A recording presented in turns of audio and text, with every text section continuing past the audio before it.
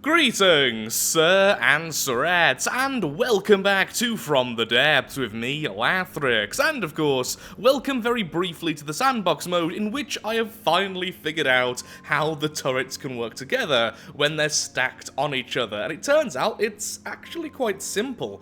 The only thing we were doing wrong in the previous video is I didn't understand how each of the local weapon controllers and each of the turrets would handle having another one attached. How would it try to rationalize this? Which one would take priority, and then which would be second, third, fourth? And it's honestly pretty simple. This turret will work if the local weapon controller is attached to this turret, and that's it. So this one then becomes the base for that turret, and that's all there is to it. So this is now treating this as if it's just a regular piece of metal, as if it's just on the ground. And to demonstrate this, towards the west we'll spawn a duster, and towards the east we'll spawn a gother.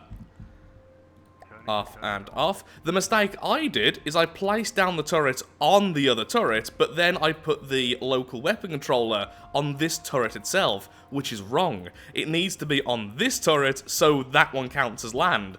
It's actually really simple when you think about it, but there we are. I just didn't comprehend that when I was taking my first look for 5 minutes.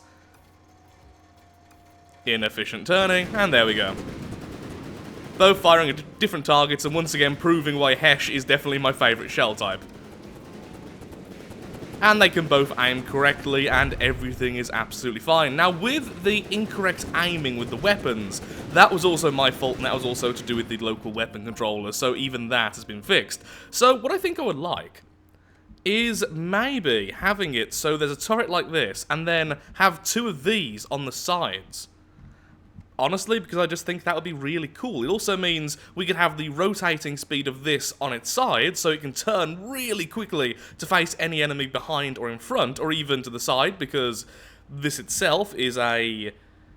what's it called, actually, this particular mantlet? It's called the... elevation mantlet. The 3 meter tall elevation mantlet. Well, if we put that on its side, so we put it like... Just destroy this for a second... like that, then put this on its side, it means it could fire at pretty much anything, which would be really cool.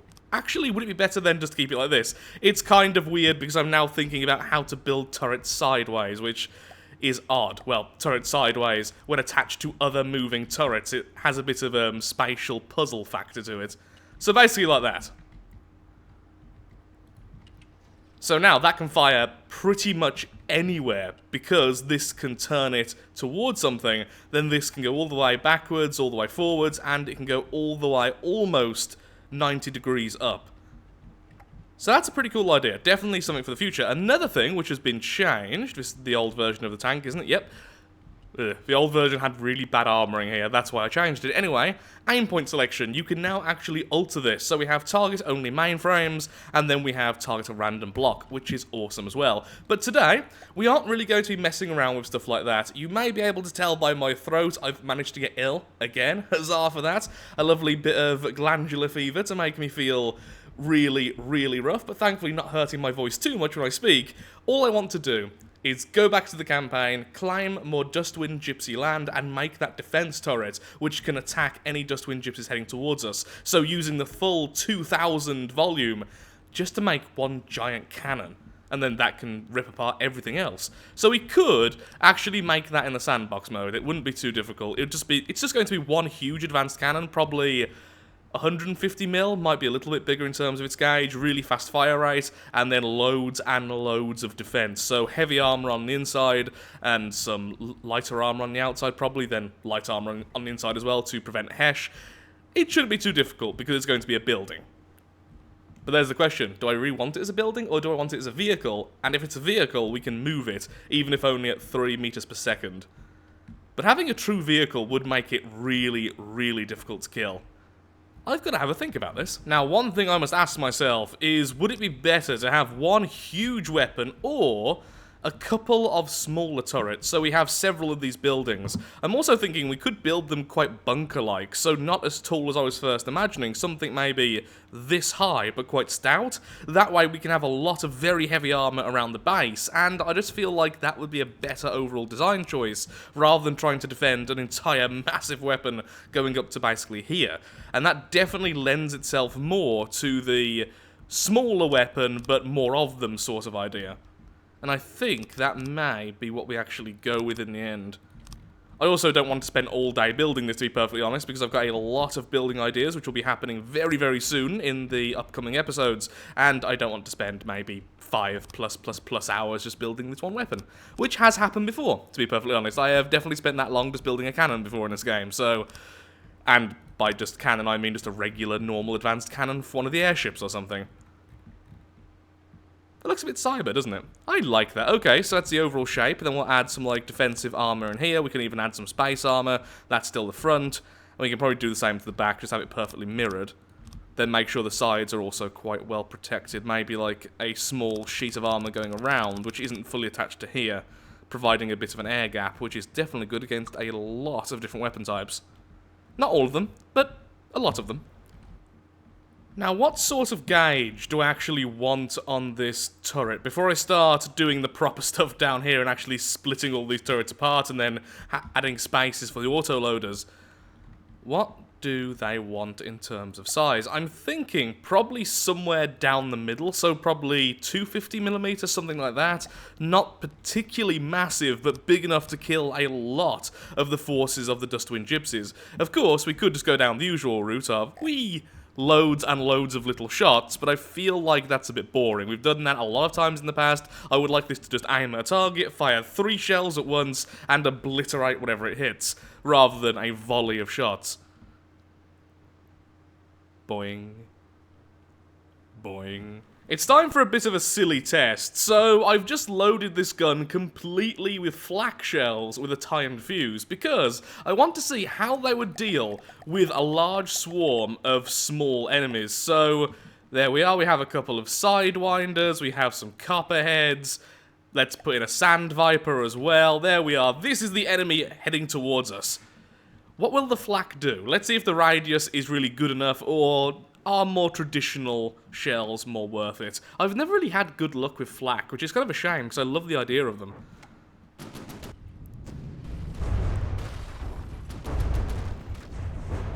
Whoa.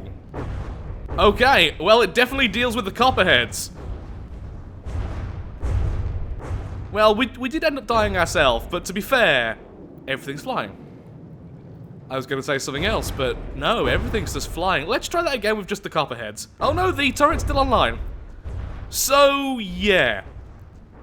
It's definitely good against smaller enemies. Oh, but even against something like this, that's not particularly powerful. Wow, you are so out of sync now because of the damage which has been done to you. Let's summon in the Scrapworks. How about you? Where are you? There we are. Hello, Scrapworks. How is flak against you?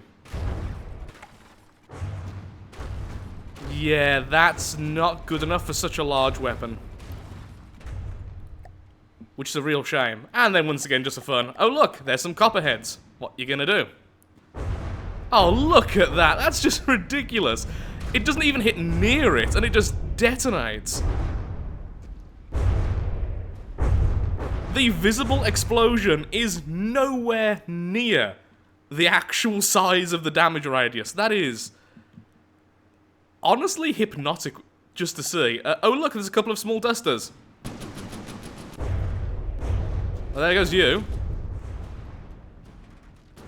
And once again, didn't hit anywhere near on the first shot, but still happily took out a huge chunk. Wow. That is such a specialist weapon, but that is so cool. I'm just going to keep on going until the turret is actually destroyed. It's so weird to watch. Just shells miss, but then the vehicle itself just detonates. I think I found a new favourite weapon. Definitely not one of the more useful ones, but...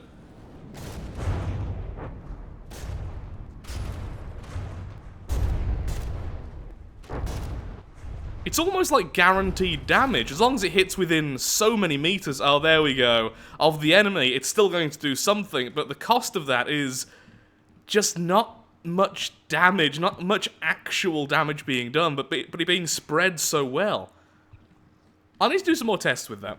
I think I can safely say that Flak with a higher gauge is way more fun and way more effective than I originally thought, depending on the enemy type. But also, this gun is a great jack-of-all-trades gun, which seems to be everything I'm making at the moment. I seem to be making middle ground vehicles constantly. The tank is great because you can basically just add a new weapon and then it's a complete new specialization. It can now kill heavy armor or focus on lighter enemies, but also this weapon itself, I don't even have to tweak anything. The only thing I may do is change the placement and the size of the autoloaders if I were to make it a minigun variant, or perhaps simply have less of them for a higher gauge, or even just remove the middle turret, the middle cannon, to increase the size for the other two if I were to go 500mm, which I think would actually be a great thing, especially with the Flak. So just putting some really basic armor on the front here. This is not the end look. I just want something there because I keep on getting the weapon destroyed and then it has to reload. So this is just so random missiles don't instantly knock everything out. It's also a good way to test how big the weapon is in the center. If I do this, can that still turn? Ignore the huge ammo block, that's just for reloading a little bit faster. Yep, still turns just fine at full speed, and comes a little bit... Yeah, that's like the absolute closest I can get. And on the front... Okay, so I've got a little bit of a wiggle room here at the front, which I can definitely build into. Still, a fairly cheap gun, and now I'm going to test it out again, because I absolutely love the Flak.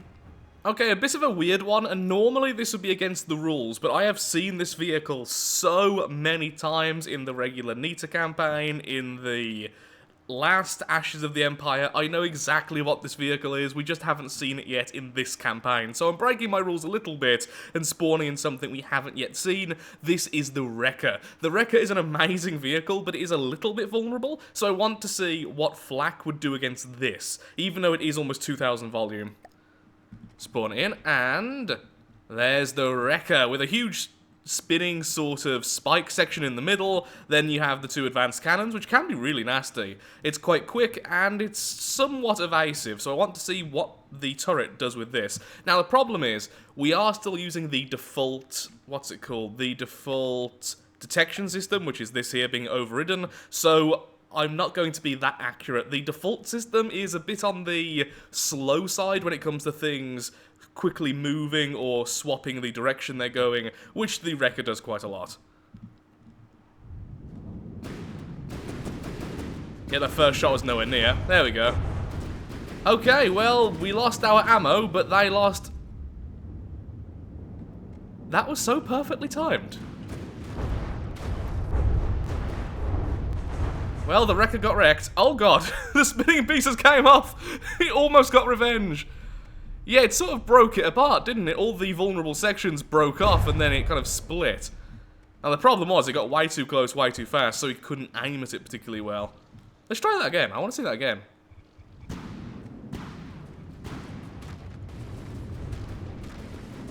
That time, nowhere near as good. Got over us far too fast. There we are, the back section's fallen off again, and... Oh! Go away, thank you. Wait, did that Flak just... Yep, the Flak killed me, by the way. It was the area of effect from the Flak which killed me, and then broke down some of the metal. I think with a weapon which can, you know, aim straight away, which it will do, that isn't too bad. I am liking the Flak more and more, and having an actual anti-air cannon would be awesome, especially with slower shells. That's a weird stammer, but either way, with slower shells, I think that just looks so cool. And we've definitely seen the Spike a million times as well. Much faster than the Wrecker. Getting some of the spikes off the Spike. It looks like one of the engines just got blew out. And by engines, I meant to say thruster. And now he's just happily spinning around. Yeah, frail designs are going to be just utterly destroyed by this type of weapon, but Anything with proper armor is just going to laugh at it. Still though, killed the spike, killed the wreckers, killed me.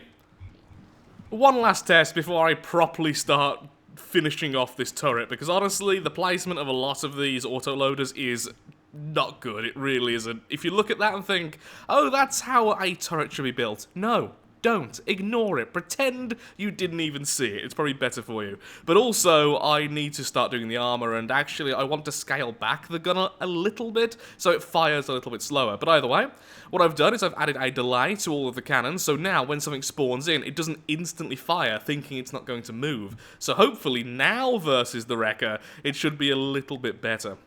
So a delay, then fire. I mean, it was still pretty bad because of that turn, but, you know, it tried. I'm glad we can totally see this combat. Seriously, you killed it this time much earlier. But I was dead. Do you see how this is a problem when I'm recording that? Let's try that again. Oh, look, there's a wrecker.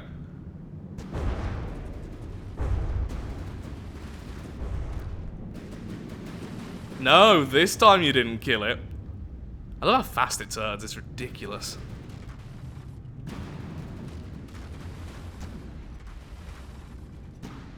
Oh, there we go. It really is just like, if you have any vulnerabilities to your craft, Flak will exploit that heavily and just devastate the enemy. If you don't, then it's going to be more difficult. Actually, you know what? Let's see how it does versus my tank. If it can kill the tank at a decent rate, then I'm going to say the Flak is good enough. Because the tank definitely does have weak points. The tank is, especially this older version, it has a weak point sort of here in this corner, and it has a weak point at the back, where if you get through just this corner here, you essentially detonate the engine and one of the ammo storages. At the front, the AI is a bit exposed to shots from the corner. Now, we're not shooting from that angle. Look how small this actually is, by the way. It looks really big. It's like only a little bit taller than the tank. It's a tiny little building. So what I think's going to happen is that the Flak is going to bounce off and then detonate because of the whole timed fuse thing, and then do very, very, very, very, very little damage to the actual armor itself. After a long time, it will break through the armor, and then if it's really lucky, get another shell through the break and do some internal damage. Maybe. Perhaps. Flak away!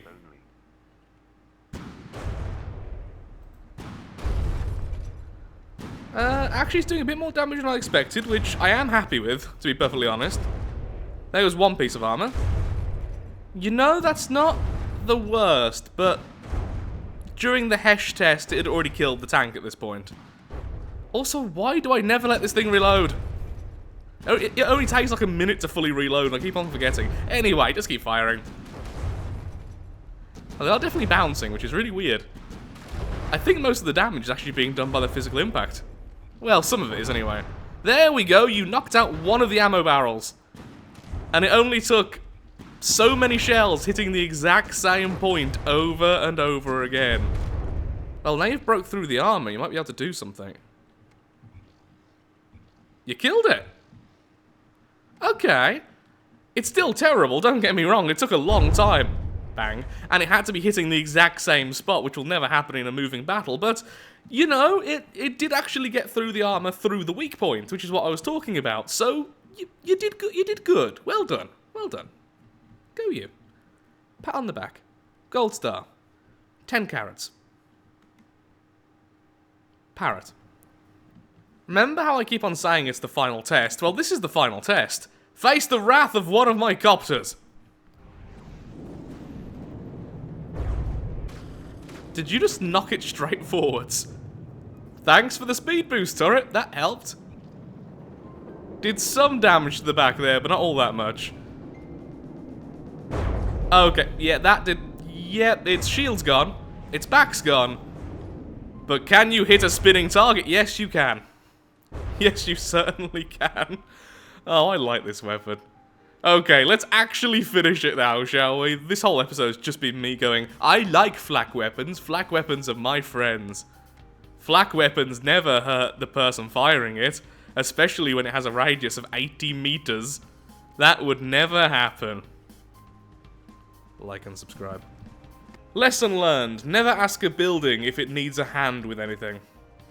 Definitely not one of the most intricate looking buildings ever built, but with the amount of armor this thing has already, this is going to be so difficult to kill. The only weakness is Hesh shells, because I didn't really have enough space on the inside to add any air gaps or anything like that. It's pretty much just a solid lump of metal, with some of the more vulnerable parts having a little bit in the way of an air gap and a little bit of heavy armor, but not much else. So a good Hesh shell, I could imagine one-shotting this, but outside of that, and maybe heat shells, this should be very difficult to kill, so things like the Dustwind Gypsies just aren't going to win. At the moment, it costs only 14,000, which is quite low considering its size, and its volume is at 1,700 at the moment, so I have about 300 to play with, which does mean I'm likely going to have to cut some of this front off because it's going to go over the volume limit.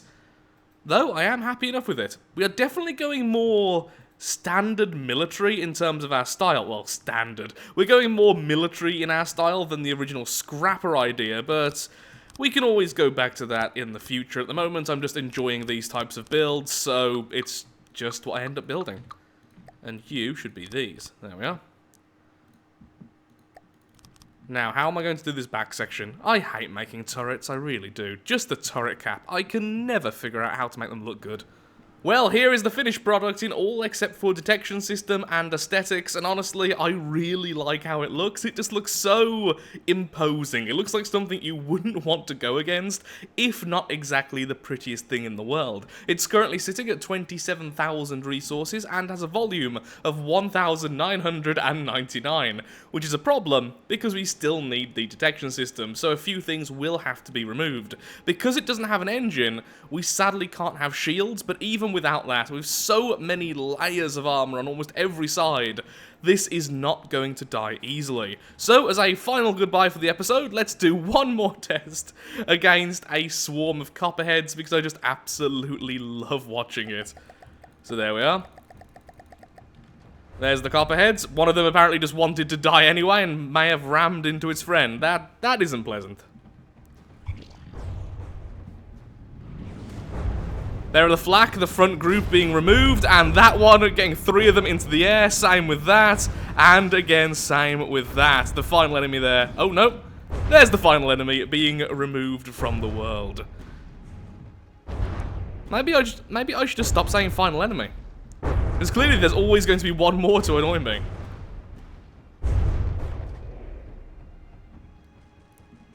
I can see you. Maybe you count as dead, though, because you're not being fired at.